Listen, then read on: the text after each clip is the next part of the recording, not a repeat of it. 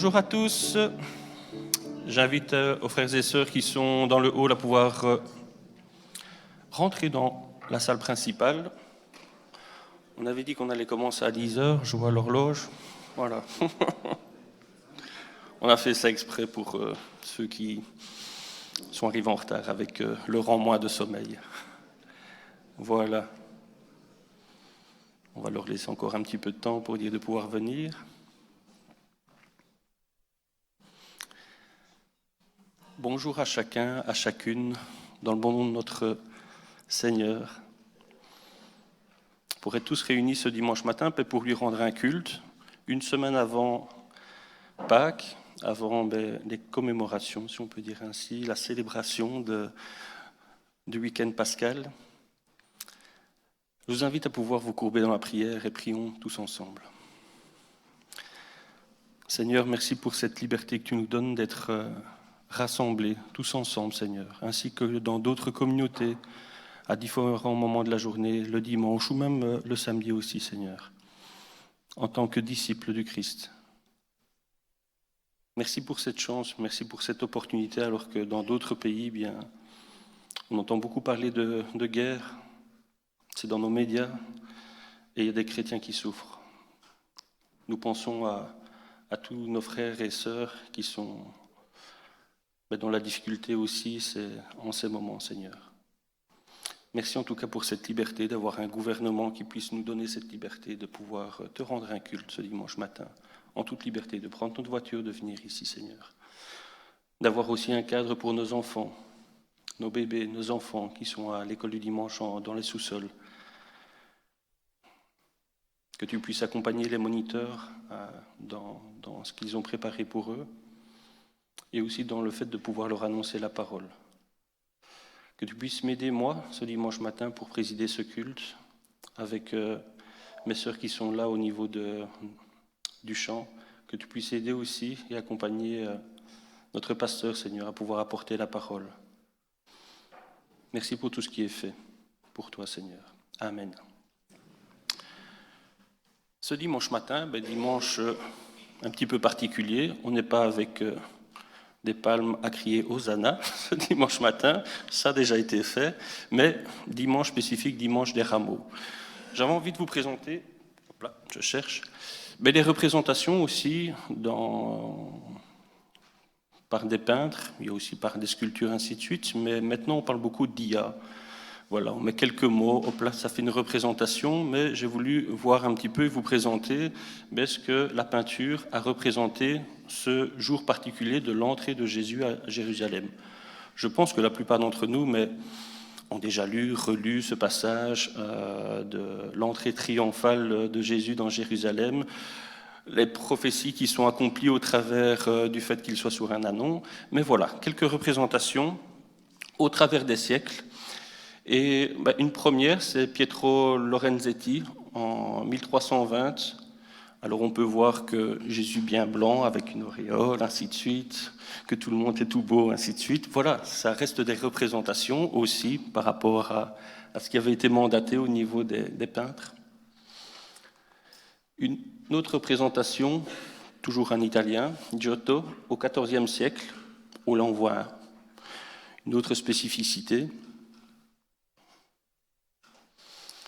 Puis là, on vient un petit peu en Belgique, avec Van Dyck, au XVIIe siècle, et on voit vraiment bien Jésus sur un ânon. On ne voit pas trop bien l'ânon, mais on voit véritablement un homme qui se courbe en mettant vraiment un rameau sur son passage, et on voit derrière aussi des disciples. Et alors un Français, Jean-Léon Gérôme, un peu plus contemporain, en 1897, mais on voit aussi une autre représentation de l'entrée de Jésus pour parcourir la semaine sainte et l'arrivée au jugement, à la crucifixion et à la résurrection.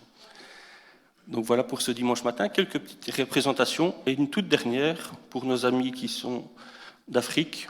On a toujours des représentations bien blanches de Jésus, mais je veux dire, il y a aussi des représentations, je veux dire, sous le regard africain aussi, où on voit un Jésus et les disciples de manière, avec une couleur de peau noire. Donc voilà, c'est aussi une représentation au travers des continents. On voit beaucoup ça quand on fait l'école du dimanche, où quelquefois, dans les manuels, les choses ainsi, il y a des représentations européenne, mais voilà, on va voir quelquefois dans des manuels où on annonce la parole de Dieu pour les enfants, dans des manuels africains, et on voit un petit peu le choc de culture de ce côté-là, la diversité que l'on a, et qui est représentée aussi dans notre Église, quand on se regarde les uns les autres, on voit toute cette diversité aussi, quoi. Donc voilà. Alors, je vous invite à pouvoir vous lever, au travers de tout cela, pour dire de pouvoir chanter un chant « Dans mon âme, un beau soleil brille ». Et nous allons être accompagnés par notre belle chorale.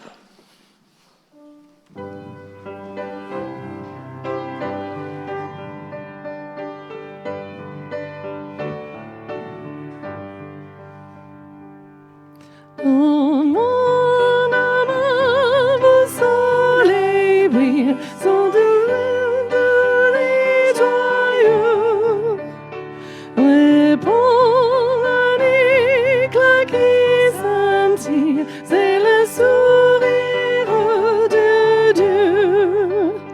Oh, quel beau soleil dans mon âme, il éclaire, il illumine tout.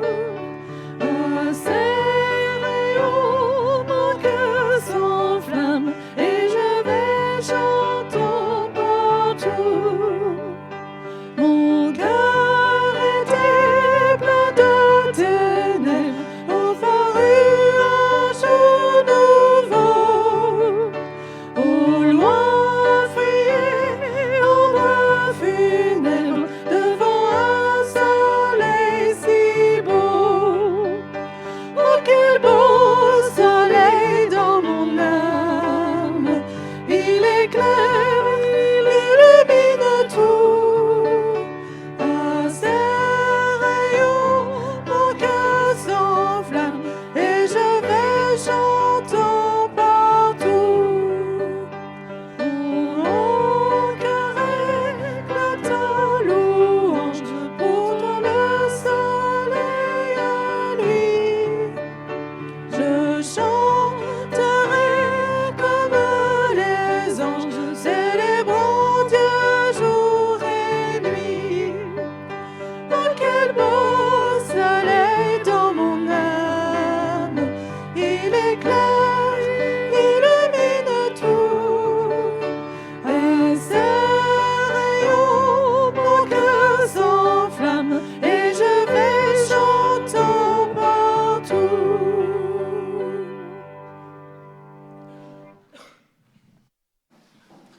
Voilà, je vous invite à vous asseoir. Et avant de passer au deuxième chant que j'ai choisi, je vais vous montrer un petit peu quelque chose. J'espère que hier, certains ont regardé le match des Belges. Je ne veux pas dire des Diables Rouges, mais des Belges. Il y en a qui me font oui, donc oui, on a regardé. Donc la Coupe du Monde se prépare. Et hier, spécifiquement, on parlait un petit peu des Africains. On a, je vais dire, deux joueurs qui sont chrétiens évangéliques. Ça, quelquefois, on ne le sait pas toujours, qui ont réalisé une très très bonne prestation. Et dans leur prestation, qu'est-ce qu'ils ont fait? Bon, on va me remettre le PC, je pense. C'est à moi de le mettre ou tu vas le mettre? En plein. Ça va venir. Ils ont célébré tout simplement. Mais ils n'ont pas célébré simplement leur goal qu'ils ont mis. Ils ont célébré aussi, tout simplement, comme quoi, ils sont fiers d'être chrétiens et ils l'annoncent aux États-Unis, dans un stade, je pense que c'est le stade qui va accueillir la finale, donc un stade super rempli, ainsi de suite. Alors c'est quand même quelquefois plus facile de le faire aux États-Unis en tant que chrétien, mais malgré tout, ils ont l'habitude de pouvoir le faire. Et alors, on voit Jérémy Doku, ça dépend un petit peu l'accent, et Dodi Lukebakio, qui a joué au Sporting de Charleroi, donc voilà, un cocorico pour notre région aussi. Mais voilà, il ne joue plus, il joue dans des très grands clubs au niveau de l'Europe, mais voilà qu'il célèbre clairement le fait qu'il soit chrétien. Et il y a quelques mois, Jérémy Doku, qui est vraiment quelqu'un qui prend de plus en plus de place au niveau de, je veux dire, du fait d'être célèbre en quelque sorte, eh bien, il a fait toute une série pour expliquer, donc il a été filmé dans son intimité, pas que sur le terrain de foot, pour montrer un petit peu comment on devient une star à ce moment-là, le travail qui est fait pour être footballeur à ce niveau et autres. Mais tout ça avait une optique. Dans le choix qu'il a fait une optique d'évangélisation. Et le tout dernier épisode, c'est en 6 épisodes. Et le dernier épisode, c'est vraiment, clairement, il annonce sa foi en Jésus-Christ. Et il ne se cache pas. Pourtant, il joue dans un club qui est financé par le Qatar, à Manchester City. Il le fait quand il marque, il le fait dans son quotidien. Et là, avec les fameux Diables Rouges, il n'hésite pas aussi à pouvoir le faire. Et alors, voilà une dernière célébration de Luque Bacchio, qui a mis en passant un super beau goal hier. Il a même fait un doublé. Donc voilà. Et on voit souvent des joueurs brésiliens le faire, on voit des joueurs d'autres nations dans les pays plus africains avoir la fierté de pouvoir dire ok, je suis footballeur, mais je suis chrétien aussi, et je l'annonce, je le montre dans la célébration. Dans nos cultures, on n'ose pas toujours, même dans nos chants, en finalité, quand on chante, c'est une joie intérieure que l'on a. Mais je suis sûr et certain que dans la culture, d'autres cultures italiennes, et puis plus on descend vers l'équateur, on est beaucoup plus démonstratif. C'est un petit peu la même chose au niveau des sports aussi, tout simplement. Et alors, pourquoi je vous présente ça? C'est parce que je n'avais pas l'idée de vous présenter ça, mais ce matin, en allant regarder un petit peu sur Facebook, moi je suis sur le groupe Balleur in God. Et alors, clairement, c'est un groupe Facebook qui relate, balleur, ça veut dire les joueurs de ballon, mais c'est aussi en argot, ça vient du basket, c'est aussi ceux qui ont super bien réussi dans la vie, ainsi de suite, qui sont un petit peu dans la jet set et autres, et c'est l'argot, c'est le rôle, et in God, mais c'est en Dieu. Et donc j'invite un petit peu les jeunes, qui quelquefois on se pose des questions sur quand on est dans le sport ou dans la vie de tous les jours, on n'ose pas toujours affirmer le fait que l'on soit disciple de Christ, de pouvoir aller sur ce groupe-là et de voir aussi comme quoi, il n'y a pas de honte à pouvoir proclamer qu'on est un disciple de Christ, tout simplement. Et donc voilà, c'est ce que je vais envie de vous montrer ce dimanche matin, des Diables Rouges, de notre bonne Belgique. On n'aime pas trop ce terme-là en tant que chrétien, mais bon, on supporte quand même parce que ceux qui aiment bien le foot. Mais voilà, qui célèbre Christ tout simplement. Alors, comme dans mon âme, un beau soleil brille, comme dans le soleil de ces deux joueurs de foot brille, le Christ brille dans nos cœurs, je vous invite à pouvoir vous lever pour chanter un autre chant. Et là, c'est un chant un peu plus dans l'introversion. Plonge-moi dans ta rivière d'amour. Et je vous invite à bien chanter tous ensemble.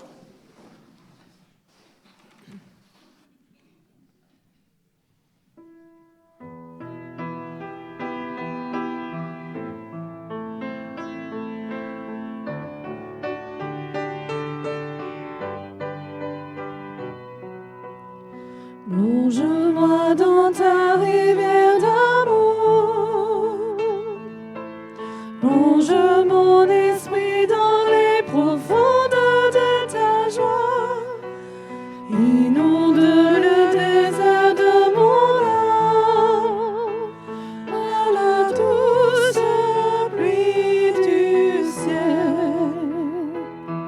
Mon âme est rafraîchie quand ton onction m'envahit. Je suis restaurée, guérie quand ton onction m'envahit.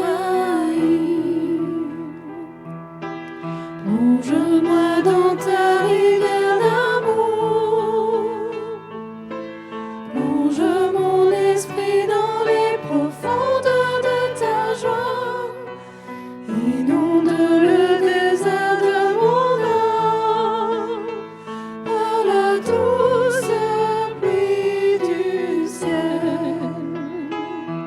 Mon âme est rafraîchie quand ton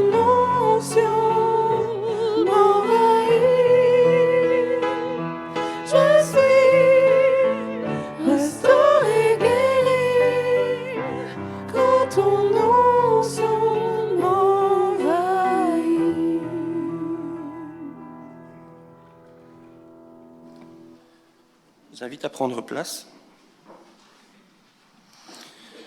Et toujours, au travers de ces deux chants, il y a deux choses. La joie, comme le peuple juif qui a eu l'entrée de Jésus à Jérusalem, qui était dans la joie, dans l'euphorie, pour différentes raisons, quand on lit les textes, et qu'on puisse s'imaginer aussi un petit peu le fait d'attendre un nouveau Messie qui vont délivrer le peuple juif du joug romain, du joug peut-être des autorités, le fait de vraiment reconnaître Jésus comme Messie. Mais derrière tout ça, Jésus, dans cette entrée triomphale, vient aussi dans un but bien précis. Et je vous invite à pouvoir ouvrir les Bibles pour prendre deux textes. Le premier texte, c'est dans Marc, au chapitre 8, au verset 27.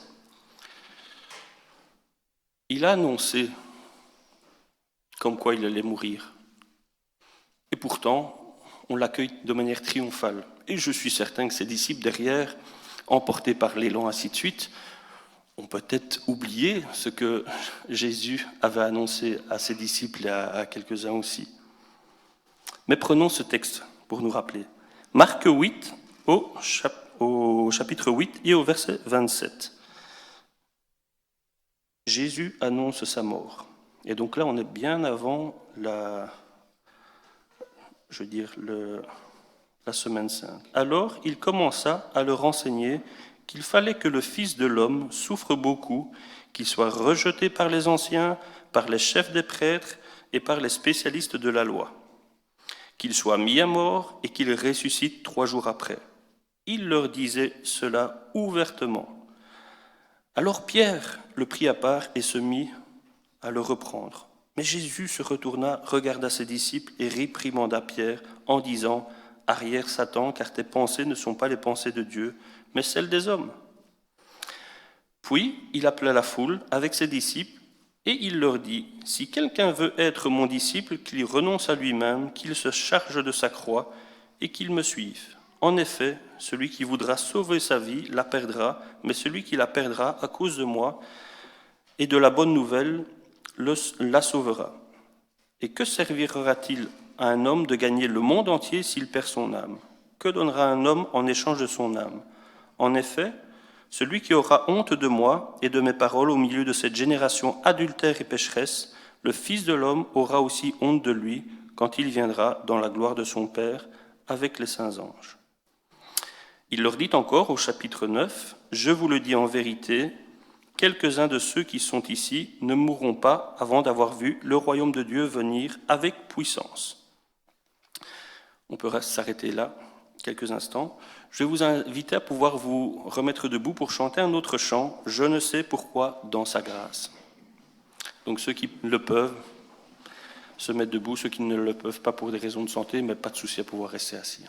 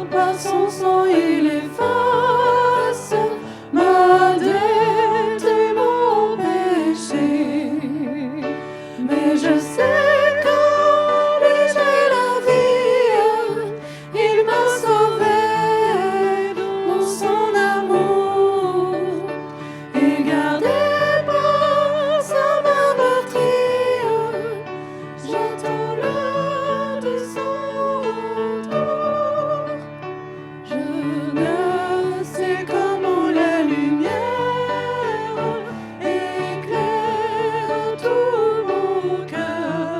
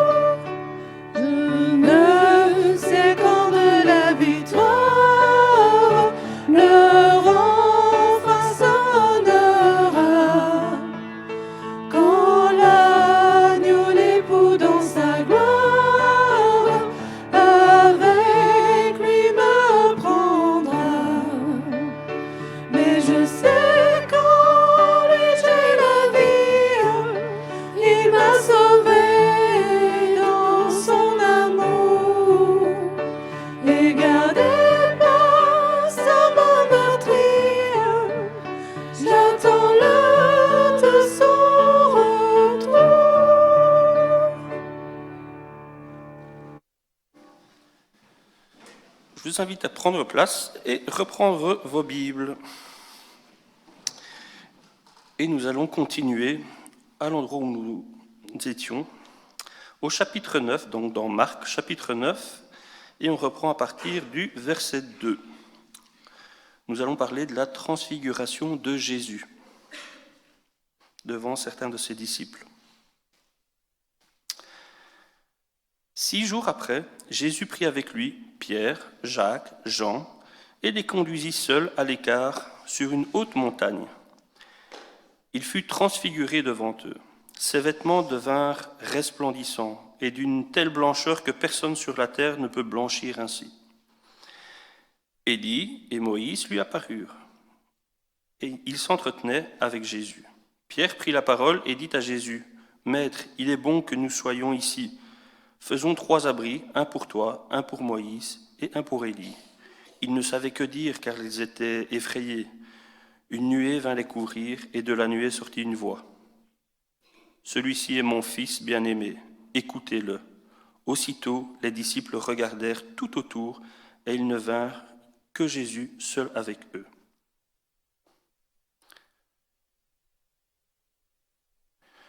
Comme ils descendaient de la montagne, Jésus leur recommanda de ne dire ce qu'ils avaient vu à personne jusqu'à ce que le Fils de l'homme soit ressuscité. Ils retinrent cette parole, se demandant entre eux ce que signifiait ressusciter. Puis ils lui posèrent cette question. « Pourquoi les spécialistes de la loi disent-ils qu'Élie doit venir d'abord ?» Il leur répondit, « Élie doit venir d'abord pour rétablir toutes choses. Et pourquoi est-il écrit à propos du Fils de l'homme qu'il doit souffrir beaucoup et être méprisé ? Mais je vous le dis, Élie est déjà venu, et ils l'ont traité comme ils l'ont voulu, conformément à ce qui est écrit à son sujet. » Et alors, ensuite, on peut aller prendre un petit peu plus loin, vous tournez jusqu'au verset 30. Donc moi je tourne une page, mais peut-être pas vous. Dans le sous-titre que j'ai, Jésus annonce pour la 2e fois sa mort.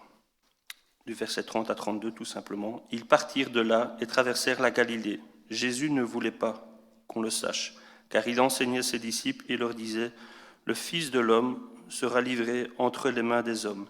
Ils le feront mourir et 3 jours après avoir été mis à mort, il ressuscitera. » Cependant, les disciples ne comprenaient pas cette parole et ils avaient peur de l'interroger. Un petit peu ce texte-là, où on parle aussi de Pierre, mais des disciples.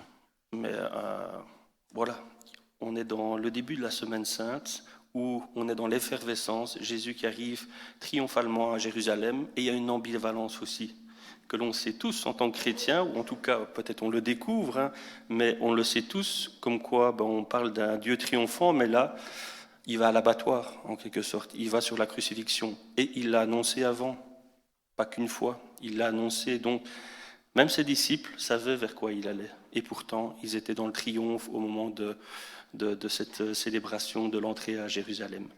Et on voit aussi bien pleinement au travers du choix de la lecture de la transfiguration, comme quoi, clairement, Dieu annonce à ses disciples, comme quoi c'est bien son Fils tout simplement. Au travers des actes, des guérisons qu'il a pu faire, des enseignements qu'il a fait, clairement, à ses 3 disciples, il y a eu une annonce. Et on verra au moment du jugement, comme quoi Pierre, en sachant tout ça, a quand même renié Dieu, enfin a quand même renié Jésus. Et on peut se dire, tout un chacun, je me rappelle de la prédication de la semaine passée, avec la présidence de Philippe Junion aussi, quelquefois on s'endort et on se laisse aller en tant que chrétien, et on regarde un petit peu la vie des disciples, on regarde la vie de Pierre, où quelquefois on est tout feu, tout flamme, comme pour ces joueurs belges, et il y a des moments où on n'ose pas dire clairement qu'on est disciple de Jésus, ou même dans nos actes, ça ne le reflète pas toujours. Et donc de ce côté-là, voilà, je voulais vous montrer cette ambivalence et nous préparer aussi à cette semaine sainte, tout simplement pour dire de pouvoir se remettre aussi vers quoi Jésus va, se remettre au pied de la croix dans nos faits et gestes de la vie quotidienne, dans notre vie d'église, mais dans notre vie personnelle aussi, au travail, dans le sport, dans nos activités familiale, privée, ainsi de suite, quoi. Voilà ce que j'avais envie de vous partager ce dimanche matin. Avant de laisser la parole à Yves pour la prédication, à notre pasteur, mais chantons tous un chant qui relate la grâce seule, Sola Gratia, un chant qui a été écrit par le groupe Impact. Je sais bien qu'il y a pas mal de jeunes qui aiment bien ce chant-là, moi je l'aime bien, vraiment particulièrement, qui relate un des axes spécifiques en tant que chrétien protestant, le fait d'avoir théorisé sur la grâce seule. Je ne vais pas vous faire un cours de théologie là-dessus, mais chantons ce chant tout simplement. Donc je vous invite à pouvoir vous lever et à chanter ce chant avant d'écouter la prédication de notre pasteur.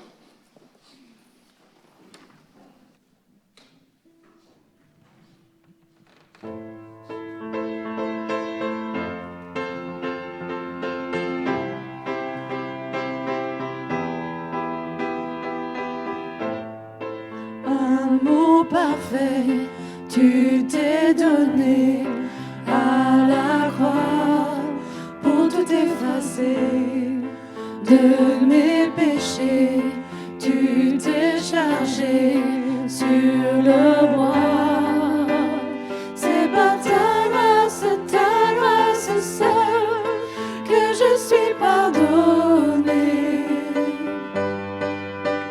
C'est par ta grâce seule que tu m'as racheté.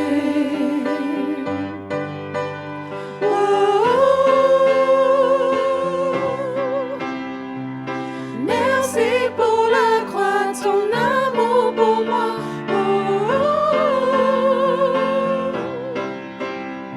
Ta grâce ne faillit pas.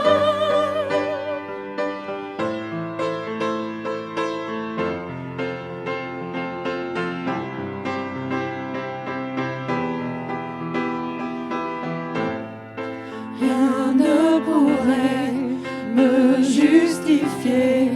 Ton pardon est immérité.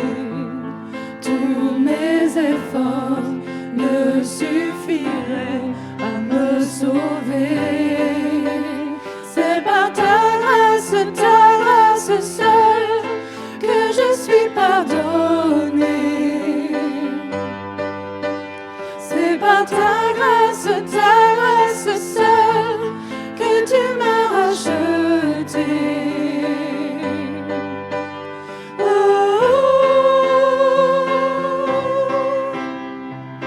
Merci pour la croix, ton amour pour moi.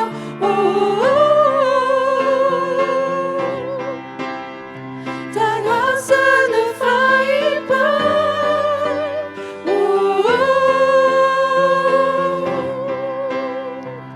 Merci pour la croix, ton amour pour moi.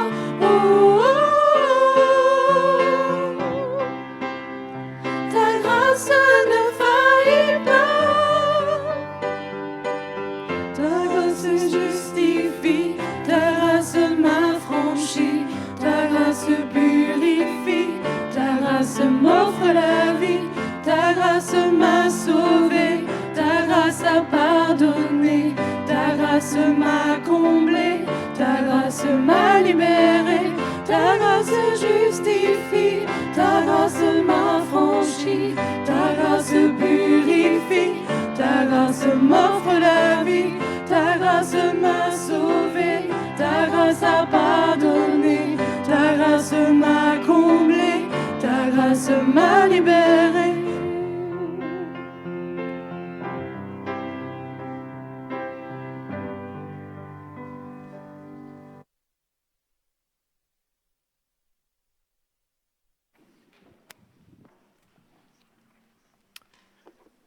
Frères et sœurs, bonjour. Je souhaite la bienvenue à nos visiteurs ce matin. Bienvenue également aux internautes qui nous assistent depuis leur domicile via Internet. Nous avons la joie de nous retrouver ce matin en ce début de Semaine Sainte, une semaine qui est inaugurée par l'entrée triomphante de Jésus à Jérusalem, ce qu'on appelle communément le dimanche des rameaux. Je remercie Tim pour les lectures qu'il a choisies, en tout cas elles étaient pertinentes, remettre les événements aussi dans leur contexte qui nous permet d'introduire et d'entrer aussi dans cette Semaine Sainte. Alors le titre du message ce matin est « Avis de passage ». Avis de passage. Je vous invite à me rejoindre dans les Écritures. Nous allons ouvrir la Bible dans l'Évangile de Matthieu, Matthieu chapitre 23, et nous lirons les tout derniers versets. Matthieu chapitre 23, à partir du verset 37. Alors pour ceux qui ont déjà lu le chapitre 23 de Matthieu, vous savez que ce n'est pas un chapitre qui est tendre. C'est le fameux chapitre qui a pour refrain « Malheur à vous, scribes et pharisiens hypocrites ». Jésus réalise que les chefs religieux de son peuple sont des hypocrites. Et on arrive à la conclusion de cette intervention. Et voici ce que Jésus dit. Matthieu, chapitre 23, à partir du verset 37. Le Christ dit, on imagine la scène, il est à Jérusalem, il contemple la ville sainte, et Jésus dit, « Jérusalem, Jérusalem, toi qui tues les prophètes et qui lapides ceux qui te sont envoyés. Combien de fois j'ai voulu rassembler tes enfants comme une poule rassemble ses poussins sous ses ailes, et vous n'avez pas voulu. Voici que votre maison vous sera laissée déserte, car je vous le dis, vous ne me verrez plus désormais, jusqu'à ce que vous disiez, béni soit celui qui vient au nom du Seigneur. » Amen. Jusque-là, la lecture. Nous voulons prier. Tendre Père, quelle joie, quel privilège que d'être en vie, et d'avoir aussi cette liberté de nous retrouver ici avec nos frères et sœurs en Christ dans ce temple pour t'apporter louange et adoration. Quel privilège de savoir que tu es ce Dieu qui parle encore aujourd'hui, qui nous parle au travers de ta parole, la Bible, et par ton esprit. Seigneur, nous voulons encore te demander d'éclairer nos consciences, d'éclairer notre communauté, de nous rejoindre précisément là où nous sommes, de nous de saisir toutes tes promesses avec foi, de nous de tenir compte de tes avertissements, afin que nous puissions vivre une vie qui est heureuse et une vie qui te glorifie. Au nom de Jésus. Amen. Avis de passage.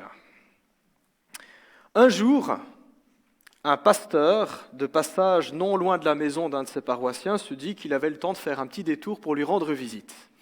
Il gara sa voiture, il arriva devant la maison du paroissien, il sonna à la porte, pas de réponse. Il frappe avec un petit peu plus d'insistance, pas de réponse. Comme le pasteur connaissait la maison et le paroissien, il se dit je vais faire le tour en passant par le jardin. Et c'est ce qu'il fit. La grille était ouverte. Et dans le jardin, il se mit à crier « Eh oh, il y a quelqu'un ?» Pas de signe de vie. Le pasteur se dit « J'ai quand même pas forcé la porte, ou alors rentrer sans qu'on m'y ait invité. » Il revint devant la rue. Il sortit de son sac un petit calepin et il écrivit un petit mot pour le déposer dans la boîte aux lettres, juste un avis de passage. Et sur ce mot, on pouvait lire ceci. Apocalypse, chapitre 3, verset 20. « Voici, je me tiens à la porte et je frappe.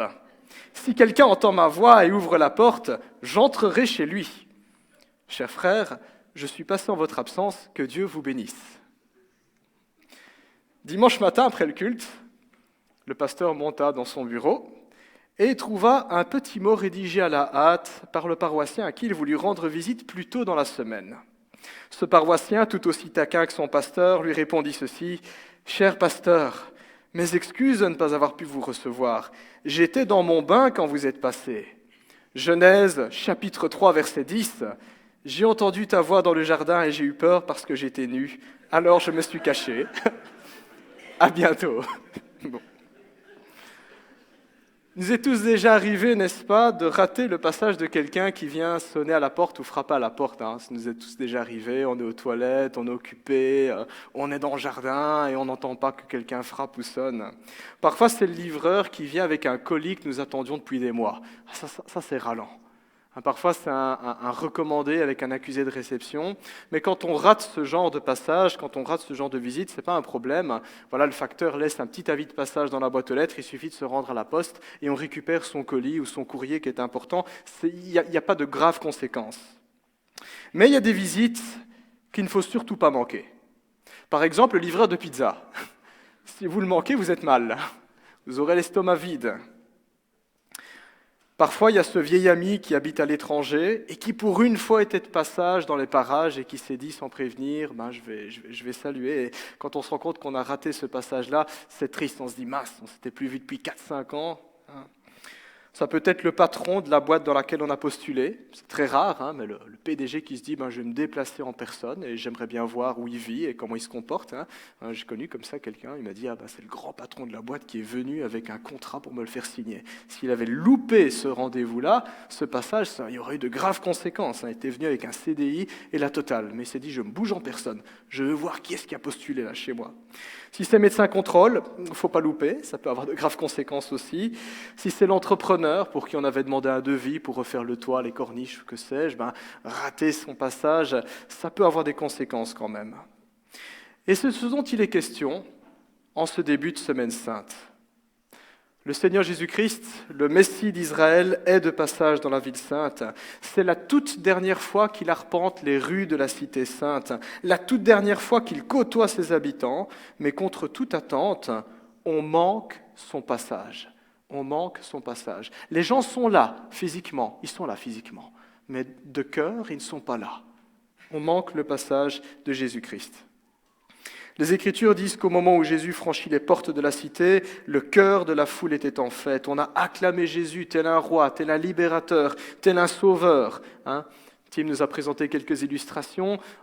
Ça représente bien un petit peu le sentiment des gens. Ils sont contents que Jésus soit là, pour toutes sortes de raisons, et probablement pas pour les bonnes raisons, comme nous le montrent les Écritures, mais ils sont contents. Au passage de Jésus, on va même étaler des manteaux sur le sol afin que ses pieds ne reposent pas sur la poussière et la saleté. Voilà, moi je n'ai jamais fait ça, prendre mon manteau et le déposer au pied de quelqu'un en disant « Tiens, vas-y ». Voilà, c'est ce qu'on a fait pour Jésus. Mais même si le cœur des habitants était à la joie, à la fête et aux acclamations, le cœur de Jésus, lui, était à toute autre chose. Et c'est ce que nous a rappelé Tim dans les deux lectures qui ont été faites. Jésus dira à ses disciples « Nous montons à Jérusalem et le Fils de l'homme sera livré aux chefs des prêtres et aux spécialistes de la loi. Ils le condamneront à mort et le livreront aux non-juifs pour qu'ils se moquent de lui, le fouettent et le crucifient. Et le troisième jour, il ressuscitera. » Le cœur est à la fête pour le peuple, le cœur n'est pas du tout à la fête pour Jésus. Il y a vraiment ce contraste qui est là. Le Messie d'Israël savait que son peuple allait manquer son passage. Le peuple est là, mais il n'est pas là. Le peuple voit et entend, mais le peuple ne comprend pas. Ce ne sera pas simplement de l'indifférence, ce sera de la violence, du rejet, de la moquerie, du fouet et la croix. C'est le programme.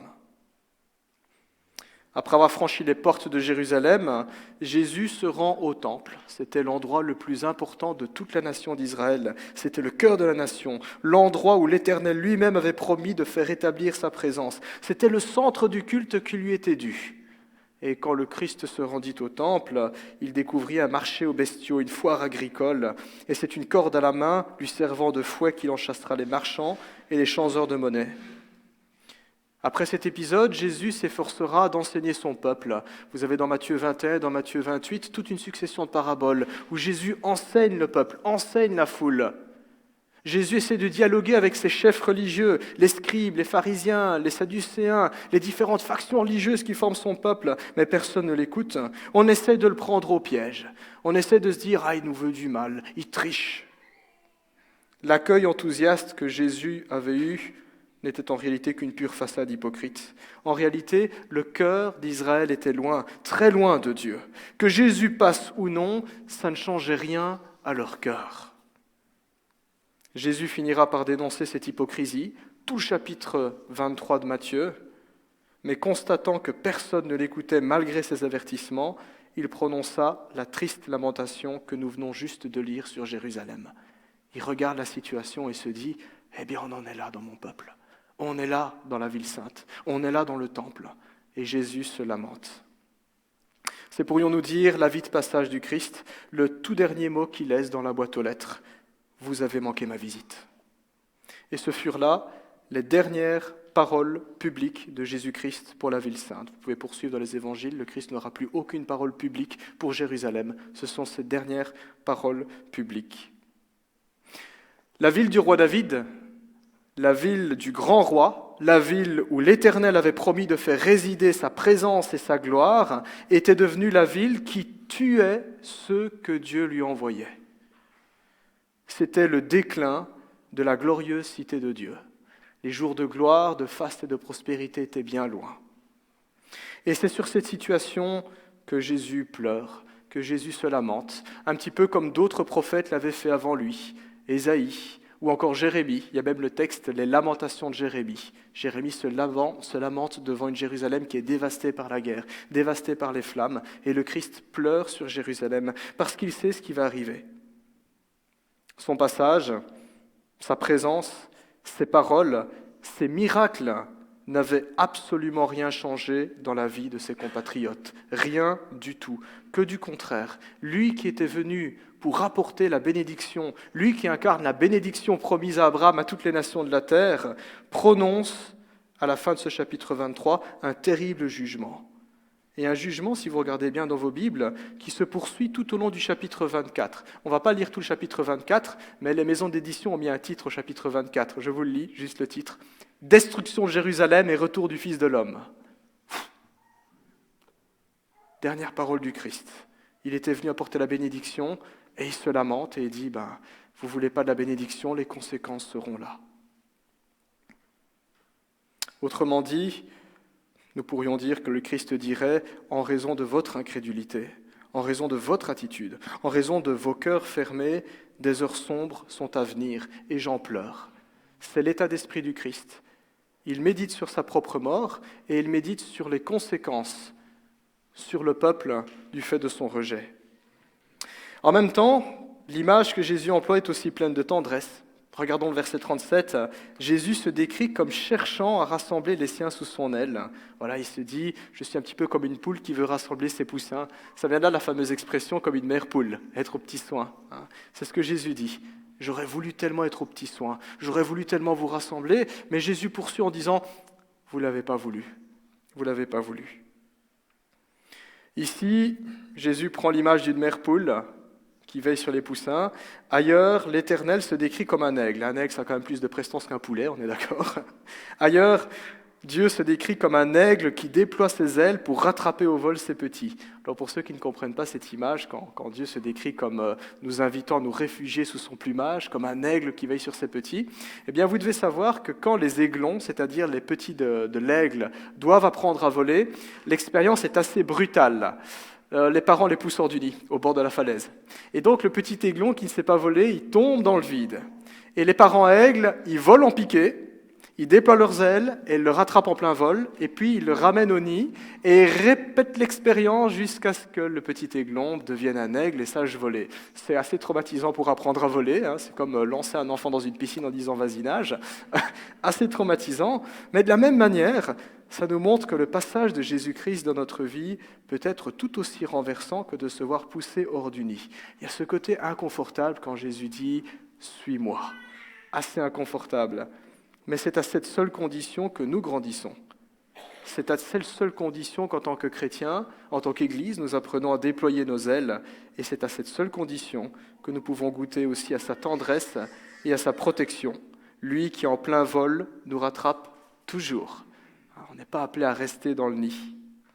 Deutéronome 32:11, l'Éternel dira « Il s'est montré pareil à l'aigle qui réveille sa couvée, voltige sur ses petits, déploie ses ailes, les prend et les porte sous ses plumes. » Ou encore le psaume 91 que nous connaissons très bien, « Il te couvrira de ses ailes et tu trouveras un refuge sous son plumage. » Le Christ veut rassembler les siens sous ses ailes, mais les siens ne l'ont pas reçu. Ils n'ont pas voulu écouter Jésus, ils n'ont pas voulu lui faire confiance, ils n'ont pas voulu se laisser rassembler et l'adorer. Nous pouvons alors nous poser la question, comment cela est-il possible qu'au cœur même d'Israël, que dans la ville sainte, le Christ soit ainsi rejeté? Comment est-ce possible? La plus grosse partie de notre Bible est l'Ancien Testament. Et pendant des siècles, Israël a pu fricoter, a pu côtoyer la présence de Dieu et être témoin de choses extraordinaires qui les distinguent de tous les autres peuples de la terre. Et comment est-ce possible que malgré ça, il soit passé à côté de Dieu, à côté de l'Éternel, à côté du Messie? Israël n'avait-il pas la parole de Dieu, comme nous les chrétiens? Israël n'avait-il pas reçu la loi? Israël n'avait-il pas reçu les oracles de l'Éternel et nombre d'indications très précises sur les temps, les lieux et les signes qui authentifieront la venue de Jésus-Christ? Israël n'avait-il pas mangé la nourriture dans le désert, la manne qui vient du ciel, l'eau qui sortait du rocher? N'avait-il pas vu les prodiges de l'Éternel pour confondre leurs ennemis? Dieu n'avait-il pas combattu aux côtés des soldats d'Israël sur le champ de bataille? Comment donc ont-ils pu manquer le passage de Jésus-Christ d'une manière aussi grossière, aussi violente?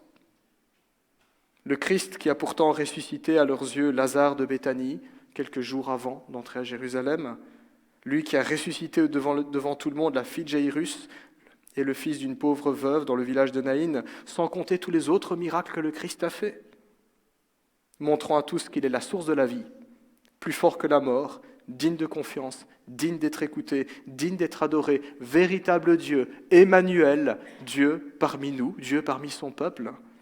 Comment ont-ils pu passer à côté de ça? Eh bien, la réponse est simple, il ne faut pas chercher très loin.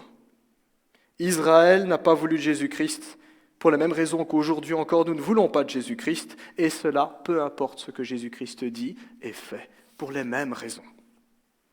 Et il n'est nul besoin d'aller chercher loin pour le constater. Nous en distinguons encore aujourd'hui les traces encore bien fraîches dans nos cœurs. C'est ce que la Bible appelle la chair, la nature humaine, qui est naturellement rebelle à Dieu, hermétique à sa parole. Et la chair se manifeste dans nos vies individuelles, la chair se manifeste aussi dans nos églises. Quand nous nous disons chrétiens, à l'instar des Juifs d'antan qui professaient l'Éternel, tout en se détournant de ses voies. Et c'est ce que nous avons survolé les mois précédents dans les lettres aux 7 églises. Le Christ parle à l'Église et nous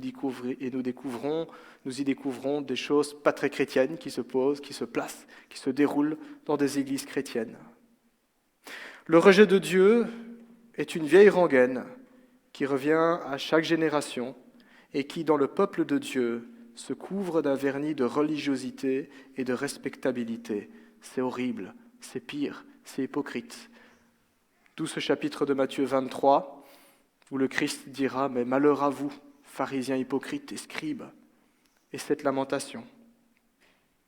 Derrière chaque rejet de Jésus, chaque fois que nous ne lui faisons pas confiance, ce qu'on appelle l'incrédulité, chaque fois que nous ne voulons pas lui obéir, ce que nous appelons la rébellion, derrière chaque irrévérence, chaque fois que ce n'est pas sa gloire que nous cherchons, se cachent nos mauvaises œuvres. Et quand le masque tombe, nous découvrons un enfant rebelle qui a pour père le diable, lui qui est menteur et meurtrier. Nous découvrons alors que parfois nous pouvons être amis du plaisir et de l'argent plutôt que de Dieu, préférant la gloire des hommes ou la gloire que nous pouvons tirer les uns des autres plutôt que la gloire de Dieu, cherchant à bâtir notre propre empire selon nos plans, nos projets, nos décisions, plutôt que de chercher le royaume de Dieu et sa justice. Nous découvrons parfois que nos cœurs peuvent être aussi durs et insensibles que la pierre, hermétiques à ce que Dieu dit, indifférents à sa présence, comme le peuple d'Israël à Jérusalem. Comme les Juifs, encore aujourd'hui, beaucoup entendent la parole, beaucoup lisent la parole, beaucoup citent la parole, beaucoup récitent la parole, mais bien souvent cela ne reste que des commandements humains de la religion, du protestantisme. La crainte de Dieu n'habite pas leur cœur. La connaissance du Très-Haut n'est pas là. La sagesse n'est pas là. Le discernement n'est pas là. L'Éternel y est un étranger dont on ne fait que citer le nom.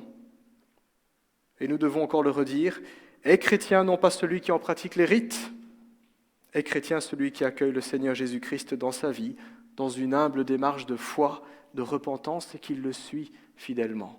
Ça a toujours été le discours de Christ, suivez-moi. Sans cela, nous manquons le passage de Jésus-Christ dans notre vie, ce qui est beaucoup plus grave que de rater le passage du livreur de pizza.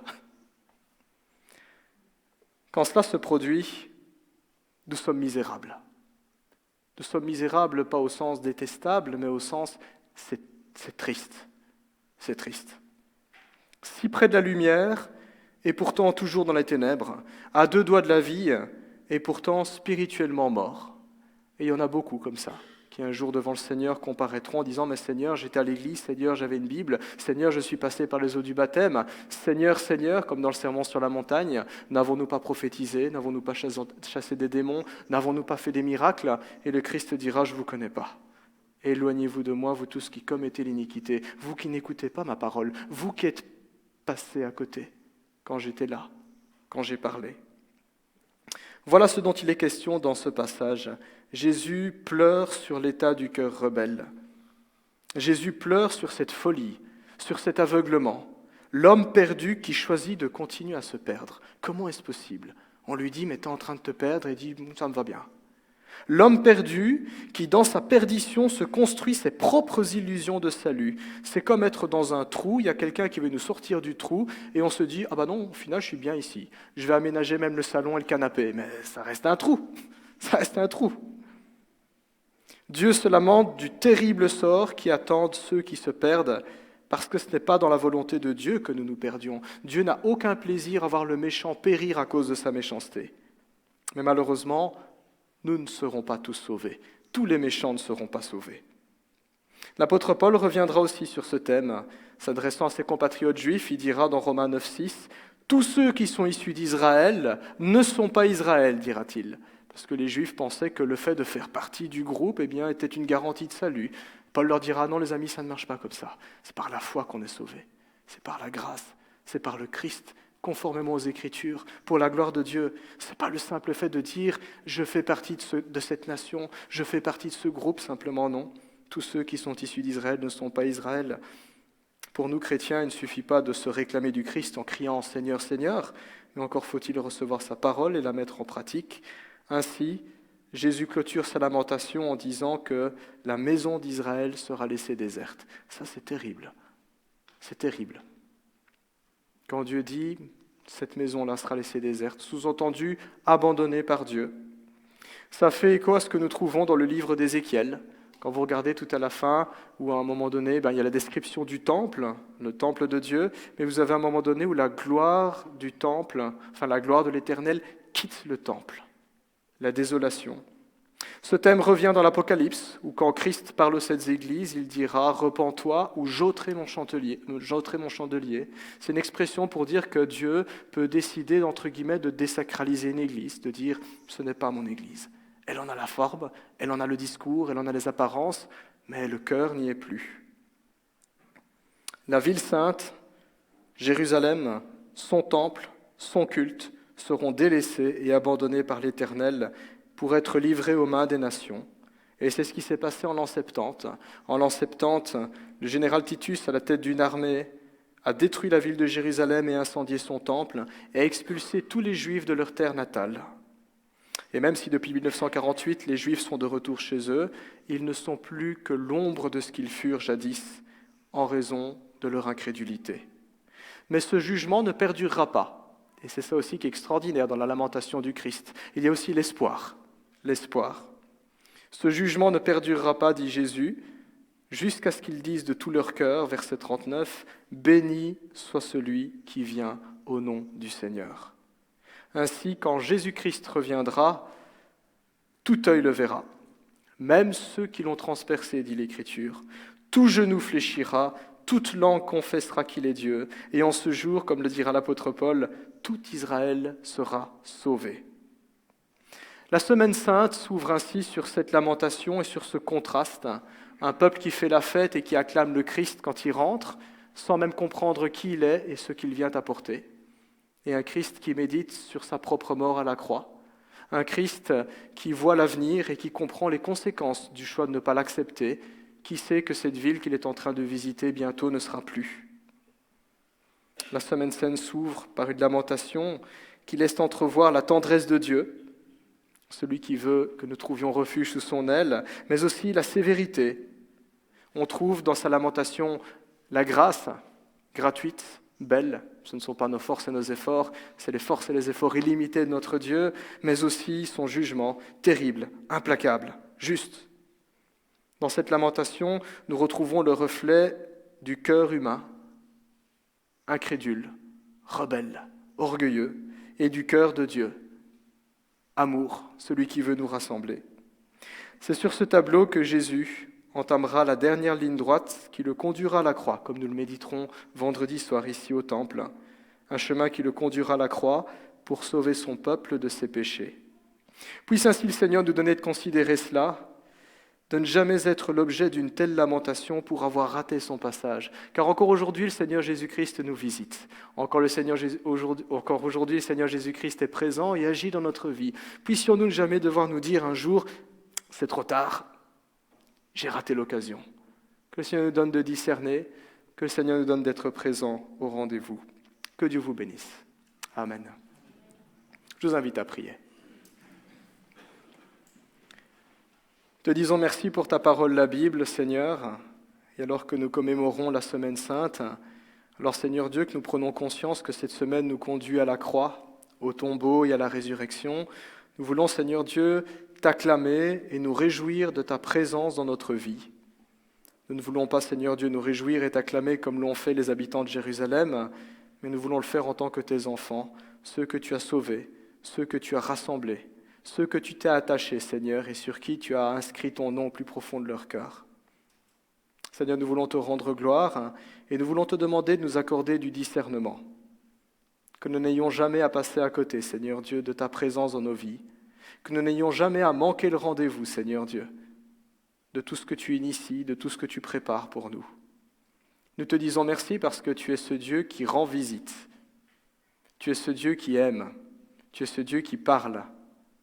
Quelle joie de savoir, Seigneur Dieu, que tu es fidèle et que tu es bon. Nous voulons encore nous appuyer tout entièrement sur toi et sur ta grâce. Dans le nom de Jésus-Christ. Amen.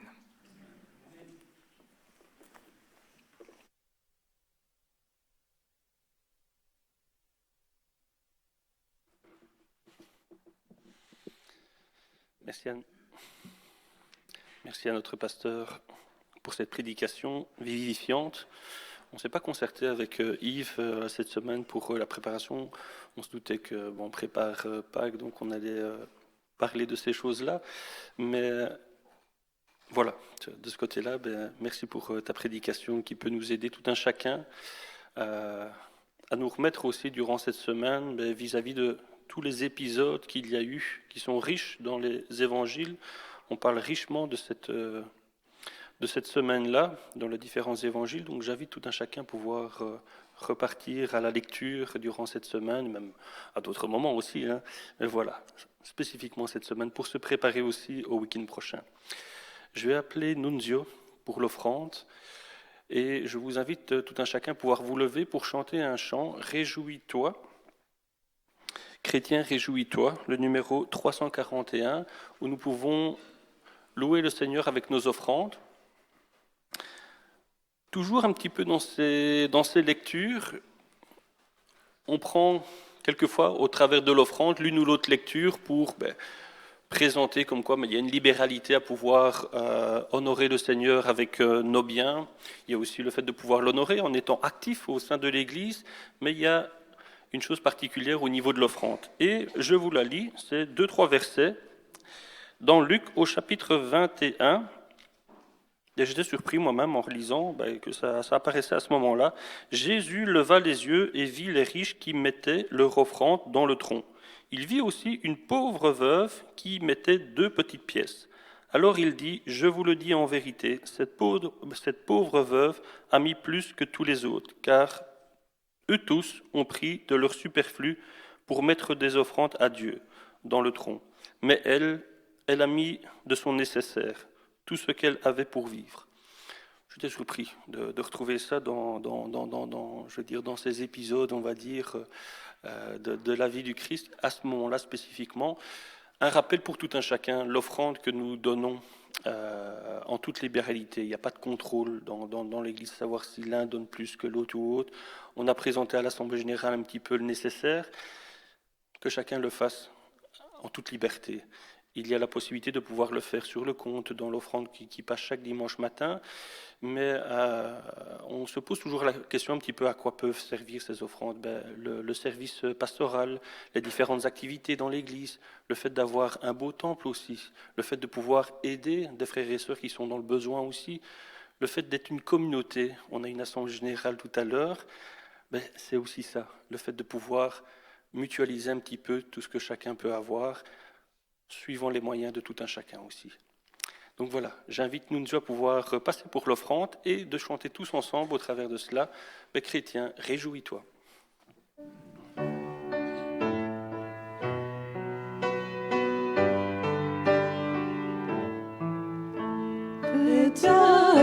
réjouis-toi, tressaille d'allégresse, car ton sauveur est roi, regarde-lui sans cesse en son amour. Chrétien, réjouis-toi toujours. Exalte le Seigneur, il a sauvé ton âme. Dieu l'a comblé d'honneur après la grave femme en son amour. Chrétien, réjouis-toi toujours. Il pleure en saint transport, voici ton Dieu confie les portes de la mort au prince de la vie en son amour. Chrétien, réjouis-toi toujours. Espère, adorez-moi, Jésus seul est le maître. Au loin déjà je vois sa gloire enfin paraître en son amour. Chrétien, réjouis-toi toujours. Christ règne dans le ciel, au sein de la lumière, et son règne éternel bientôt viendra sur terre, en son amour. Chrétien, réjouis-toi toujours.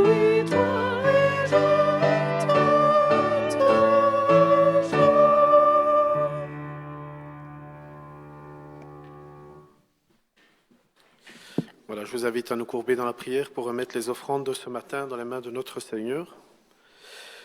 Oui, notre Dieu, notre Père, nous voulons te remettre, comme chaque dimanche, les libéralités entre tes mains, Père, que tu puisses, Seigneur, faire grandir cette offrande, la fructifier, éternelle, selon ta volonté, qu'elle serve à l'édification de ton règne, à faire connaître ta parole de vie, de vérité au plus grand nombre, qu'elle serve au fonctionnement de ton Église, à aider les plus démunis, qu'elle serve aussi au soutien missionnaire, Père.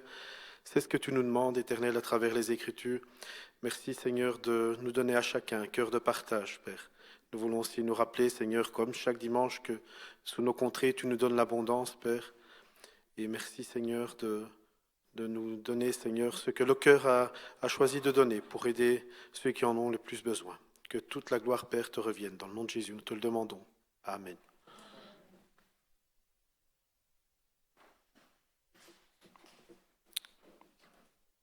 Je vous invite à pouvoir toujours ouvrir vos Bibles.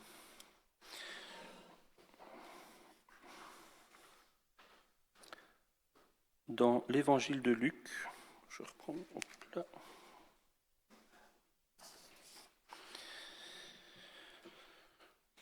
Notre pasteur a parlé des lamentations, des dernières paroles du Christ, je veux dire de manière publique. Je vais reprendre un petit peu avant, dans l'évangile de Luc, quelque chose qui me fait penser aussi au repas de la Sainte Seine et des choses qui ont été spécifiées par Jésus au travers de la parabole des vignerons.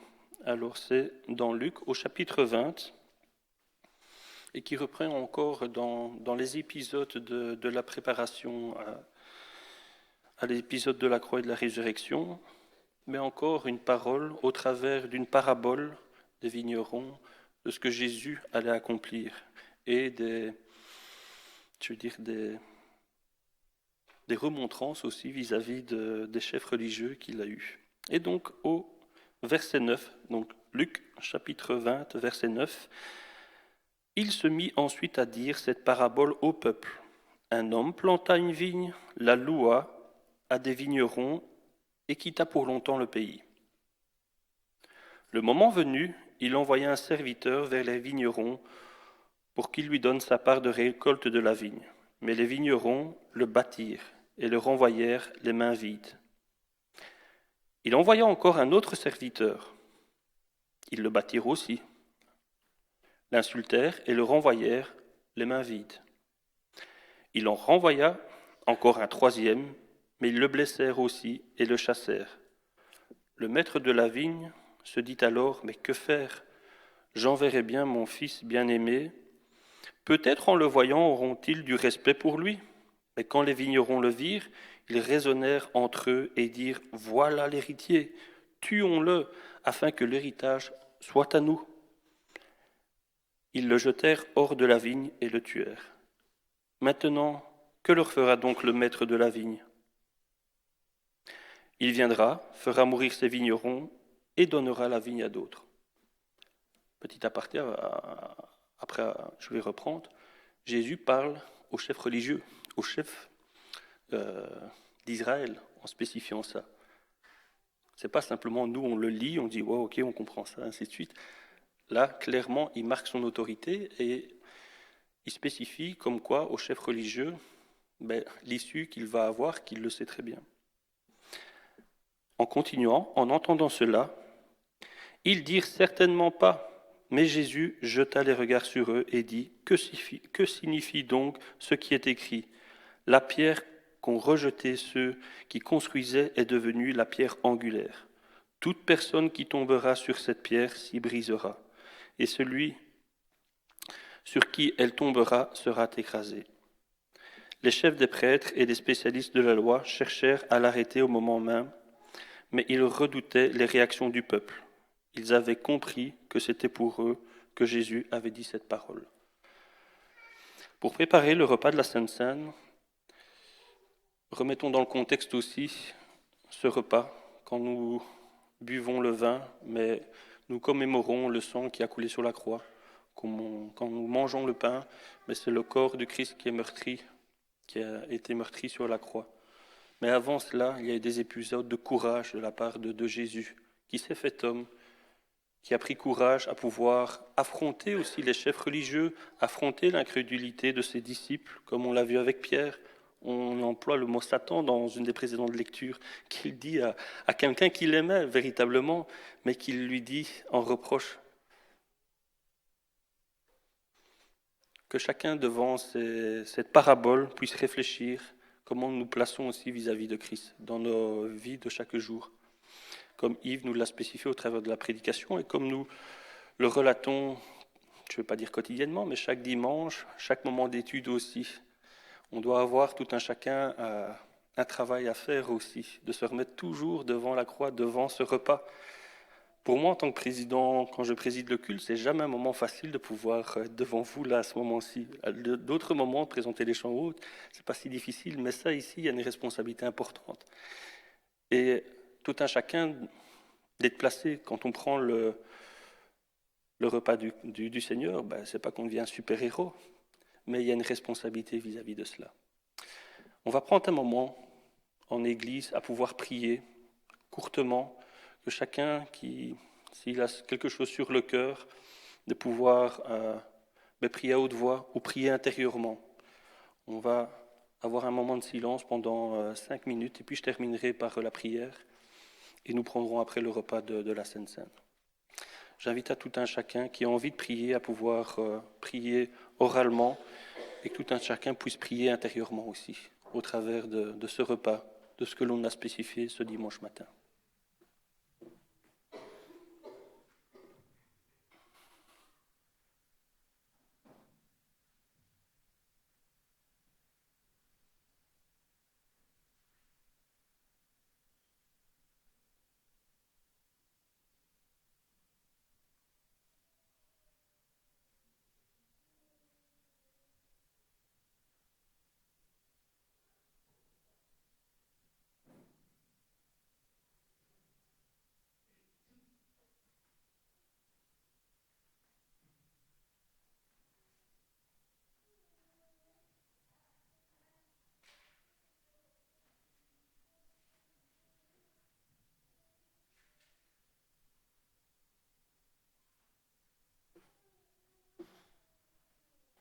Seigneur, nous sommes devant ce repas, Seigneur, pour nous souvenir de ce que tu as fait sur cette croix.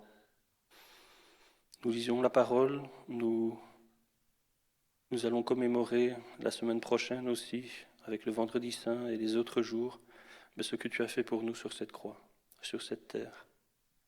Le moment du jugement, de la crucifixion, le moment de la résurrection.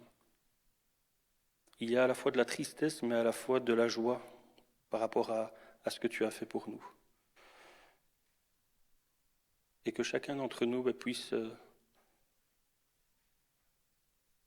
réfléchir à tout cela, Seigneur, durant cette semaine, pour nous préparer. Merci de nous accompagner, d'être toujours là. Tu es ressuscité, tu as vaincu la mort. Tu as fait tout cela, Seigneur, pour nos péchés. Merci pour cette grande grâce. Dans le bon nom de ton Fils Jésus, Amen. Je vais inviter les frères que j'ai cités, que j'ai été approché au début de culte, de pouvoir venir pour partager ce repas, ou de pouvoir venir près de moi, tout simplement. Allez-y, venez. Tu peux venir aussi, Yves. Et de rappeler les recommandations aussi. Jésus, nous allons le faire la semaine prochaine. Hop là. Mais Jésus, en préparant la Pâque juive, a institué aussi ce que nous faisons au travers de ce repas. Et en Matthieu, au chapitre 28, il reprend ces mots. Pendant qu'il mangeait, Jésus prit du pain et prononça la prière de bénédiction. Puis il le rompit et le donna aux disciples en disant « Prenez, mangez, ceci est mon corps ». Il prit ensuite une coupe et remercia Dieu. Puis il la leur donna en disant « Buvez-en tous, car ceci est mon sang, le sang de la nouvelle alliance qui est versé pour beaucoup, pour le pardon des péchés. Je vous le dis, je ne boirai plus désormais de ce fruit de la vigne jusqu'au jour où je le boirai nouveau avec vous dans le royaume de mon Père. » Et après avoir chanté les psaumes, ils se rendirent au mont des Oliviers. Donc, comme je l'ai dit, ce repas est institué. C'est une symbolique. Il n'y a rien de magique dans le pain que nous allons partager, dans le vin ou le jus de raisin que nous partageons. Mais il y a un devoir à tout un chacun de se placer correctement vis-à-vis de ce repas. Et en tant qu'Église, par rapport aux recommandations que nous trouvons dans la Bible, nous invitons ceux qui sont passés par les eaux du baptême à pouvoir participer à ce repas. Si vous êtes de passage, invités, j'ai entendu qu'il y avait quelques invités ce dimanche matin, si vous êtes en ordre avec votre communauté et que vous êtes en ordre avec le Seigneur, n'hésitez pas à participer à ce repas. Ce n'est pas le repas de la rue des Caillards à Marcinelle, mais c'est le repas du Seigneur. Et ceux qui ne l'ont jamais pris, qui se posent des questions, qui au travers des différentes choses qu'ils entendent les dimanches et comment leur cœur est travaillé, qui ont envie de prendre ce repas. Mais parlez-en avec les anciens, avec le pasteur, pour mettre les choses au clair au travers de cela. Ok. Je vais demander à André à pouvoir prier pour le repas, pour le pain et le vin, les deux. Oui, Seigneur, notre Dieu, nous voulons te louer, te bénir ce matin parce que tu nous as tant aimés, que tu as donné le Seigneur Jésus pour nous sauver, Seigneur. Nous voulons croire que c'est parce qu'il a pris notre place à la croix et que son corps a été blessé et que son sang a coulé, que notre péché est ainsi effacé de devant toi, Seigneur. Et nous voulons t'apporter la reconnaissance et la louange de nos cœurs. Au nom du Seigneur Jésus. Amen.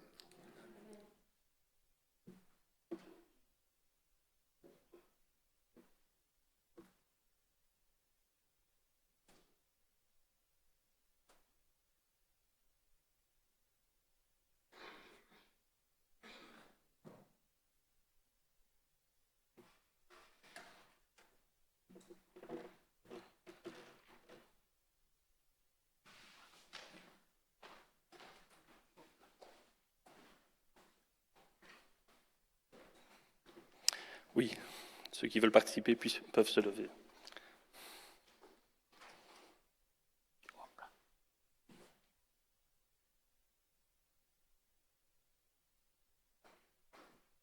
Pendant que nous prenons le repas de la Sainte Seine, nous chanterons tous ensemble « À l'agneau de Dieu », le numéro 519.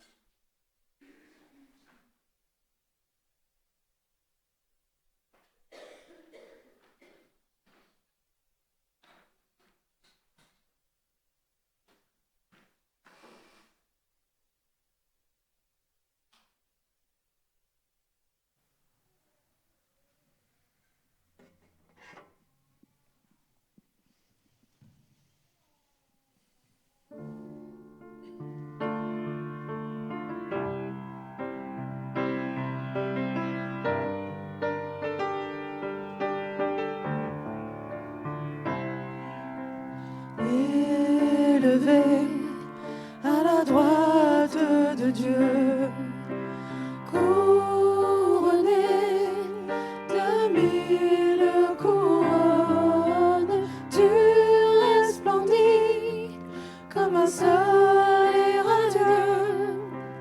Les êtres crient autour de ton trône. À l'agneau de Dieu soit la gloire.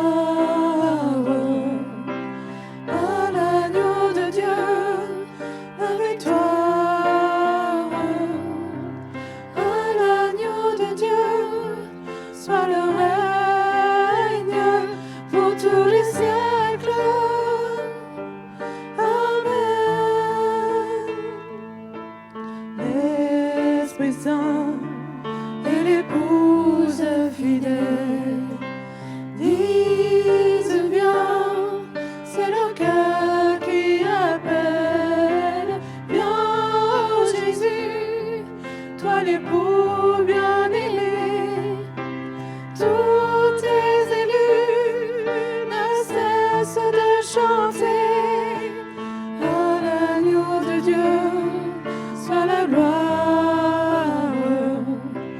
À l'agneau de Dieu la victoire. À l'agneau de Dieu soit le règne pour tous les siècles. Amen. Tous les peuples et toutes les nations d'un seul cœur, avec les milliers d'anges, entonneront en l'honneur de son nom ce chant de gloire avec force et louange. À l'agneau de Dieu soit la gloire. À l'agneau de Dieu la victoire. À l'agneau de Dieu soit le règne pour tous les siècles. Amen.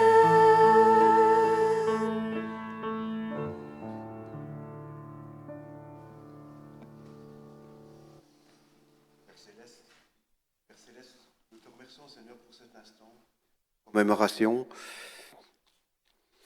Merci, Seigneur, de pouvoir prendre librement, Seigneur, et ce pain, ce vin qui représente ton corps, ton sang. Merci, Seigneur, parce que tout est accompli, Seigneur. Nous te louons, nous te rendons grâce, Seigneur, pour cette espérance de vie éternelle, Seigneur. Dans le bon nom de ton Fils Jésus-Christ, Seigneur, je te prie. Amen.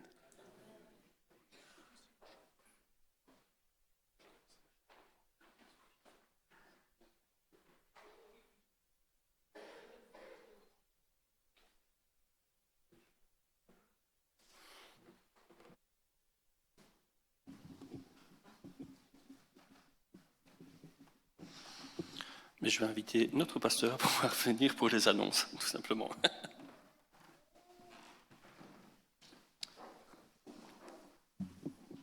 Rebonjour. Voilà, les annonces vont être affichées sur l'écran dans quelques instants. Donc, tout de suite après le culte, nous aurons notre assemblée générale extraordinaire. Nous inviterons les non-membres à descendre dans le sous-sol où il y aura des biscuits et des rafraîchissements qui les attendent. Pour les membres les membres de notre Église, nous demandons de rester ici dans l'Assemblée générale. L'Assemblée générale ne sera pas longue, c'est juste le temps de voter, de procéder au dépouillement et d'annoncer les résultats. Vendredi, 19h30 à 20h30, nous aurons la commémoration de la Passion du Christ. Alors notez bien cela dans vos agendas. Donc la rencontre de mardi soir est reportée à vendredi soir, donc pour les célébrations du Vendredi Saint. Samedi, de 9h à 16h, il y a Club des Amis du Samedi avec Manon et son équipe pour les enfants de 6 à 12 ans. Et dimanche à 10h, nous célébrerons la résurrection du Christ. Agenda communication, voilà, juste après. Voilà, donc réunion annuelle des mamans en prière. Donc, mesdames, notez bien dans votre agenda, donc samedi 9 mai à l'église protestante évangélique de Sambreville, donc à Auvelais, donc réunion annuelle de tous les groupes locaux dans les différentes églises en Belgique se rassembleront là-bas à Auvelais. Nous avons aussi le regret de vous informer du décès de Michel Simonet, épouse du pasteur Jean-Louis Simonet. Pour ceux qui connaissent le pasteur Jean-Louis Simonet, il a longtemps exercé ici à Charleroi, pasteur retraité, qui a beaucoup aidé notre église aussi quand il y a eu des difficultés. Donc, son épouse est décédée d'un AVC ce week-end. Nous prions bien pour notre frère, pour leurs 2 enfants également. Les funérailles auront lieu ce mercredi et il y a tous les détails qui sont précisés ici. On m'a demandé de transmettre également un petit mot pour remercier toute l'équipe de nettoyage aussi samedi matin qui s'est affairée. Donc merci beaucoup en tout cas à toutes les petites mains, à toutes ces aisselles également qui ont balayé, aspiré, nettoyé, récuré le temple. C'est très agréable en tout cas de pouvoir nous réunir dans des lieux qui sont propres et rangés. Vraiment que le Seigneur vous bénisse. Voilà, je vais redonner la parole à Tim. Nous aurons encore un dernier chant et après quoi, les non-membres, vous êtes invités à boire la tasse de café et les membres, vous êtes invités à rester ici. Merci. Voilà, mais je vous invite à vous lever, et comme l'a dit Yves, ceux qui doivent rester, mais ne sortez pas, mais de chanter tous ensemble le chant, le 548, Sentinelle.